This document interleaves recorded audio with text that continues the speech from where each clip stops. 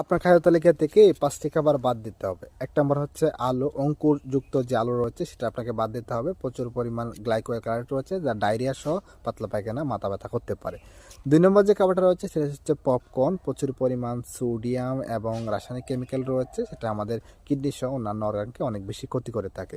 3 নম্বর যে খাবারটা রয়েছে সেটা হচ্ছে চিনি। খুবই খারাপ একটা খাবার যা আমাদের দৈনন্দিন স্কিন সহ ক্যান্সার বা ইমিউনিটি সিস্টেমকে অনেক বেশি নষ্ট করে দেয়। 4 নম্বর যে খাবারটা রয়েছে সেটা হচ্ছে টক দই। টক দইয়ে প্রচুর পরিমাণ ক্যারামেল নামক এক ধরনের রাসায়নিক উপাদান রয়েছে যা আমাদের শরীরে বা অন্যান্য অর্গানকে নষ্ট করতে বা ক্ষতি করতে অনেক বেশি সাহায্য করে থাকে। লাস্ট এবং 5 নম্বরে হচ্ছে খেসারি ডাল। খেসারি ডালে বোয়া নামক এক ধরনের অ্যালকালাইড অ্যামাইনো অ্যাসিড থাকে যা আমাদের নিউরোটক্সিক করতে বা নিউরনে রোগ করতে সাহায্য করে। এই 5টি খাবার অবশ্যই আপনার খাদ্য তালিকা থেকে বাদ দিতে হবে।